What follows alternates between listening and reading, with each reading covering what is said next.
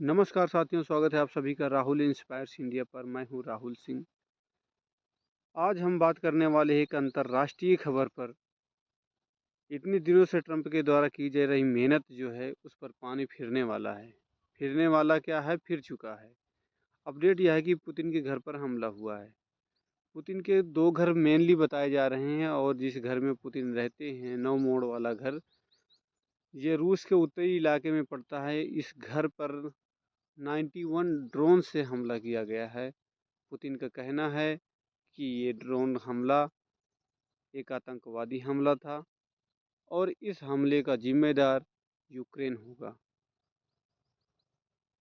Zelensky के द्वारा इस हमले की अभी तक जवाबदारी नहीं ली गई है कि यूक्रेन ने किया है, लेकिन ट्रंप के द्वारा ये बताया गया है कि ये आतंकवादी हमला हो सकता है।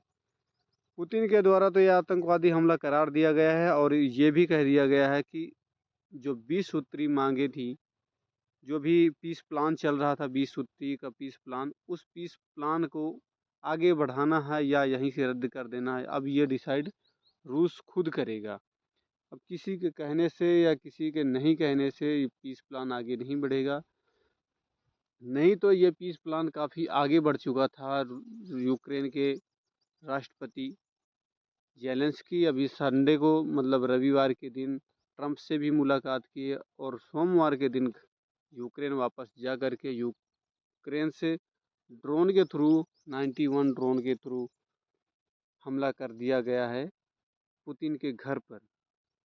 अब इस बात को लेकर के आगे बात बढ़ेगी या ये बात यहीं पर रुकेगी, इस बात को बात यहीं ख़त्म नहीं होती है, बात और आगे बढ़ जाती है। यूक्रेन का कहना है कि मैं अभी जैसे जैसे अभी नाटो अलायंस में जुड़ने की जिद छोड़ रहा हूँ, तो मुझे यूक्रेन में क्या मिला? मैंने 3-4 साल युद्ध लड़ा तो मेरे को क्या मिला?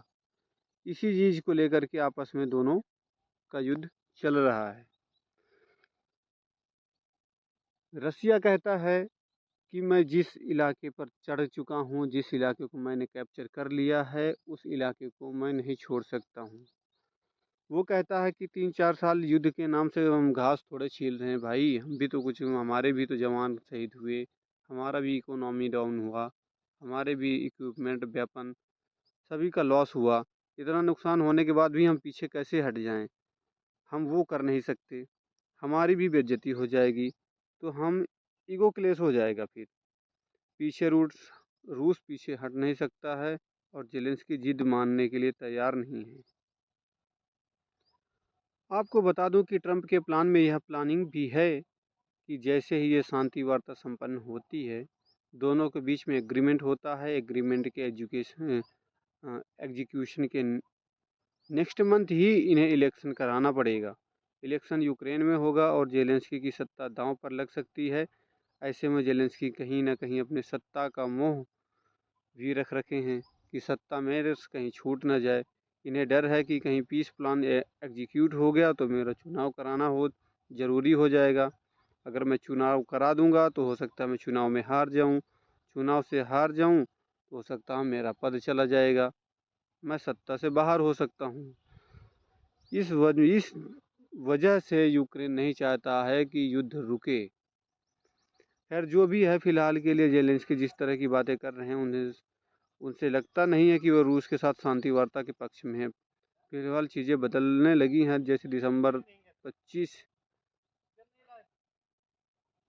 के दिन क्रिसमस डे होता है, हैप्पी क्रिसमस डे। क्रिसमस जो क्रिश्चियन रिलीजन है, क्रिश्चियन रिलीजन का सबसे फेवरेट और सबसे हैप्पीफुल डे होता है क्रिसमस डे।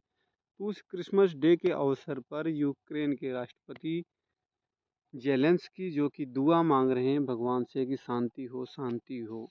और उनका एक वीडियो भी ये वायरल होता है कि यूक्रेन के राष्ट्रपति जेलेंस्की इस चीज़ को लेकर के काफ़ी चिंतित हो रहे हैं कि युद्ध ख़त्म भी नहीं हो रहा, और एक तरफ से ये भी चाहते हैं कि युद्ध ख़त्म ना हो, जिससे कि आगे चुनाव ना हो। चुनाव नहीं होगा तो मेरा सत्ता मेरे पास बनी रहेगी। इस चीज़ को लेकर के कई सारे विवाद बनते हैं और कई तरीके से ये विवाद आगे भी बढ़ रहा है और कई जगह पर अभी इस चीज़ में इस हमले में कई देशों की प्रतिक्रियाएं भी आ चुकी हैं और कई देशों ने निंदा की है। ट्रंप ने भी निंदा की है, भारत की तरफ से भी निंदा जा चुकी है। कई देशों को तो खुशी भी हुई है, इजराइल जैसे देशों को। आप इस हमले पर क्या सोचते हैं? आप अपनी राय कमेंट बॉक्स के माध्यम से हमारे तक पहुंचा सकते हैं। बहुत बहुत धन्यवाद। Thank you.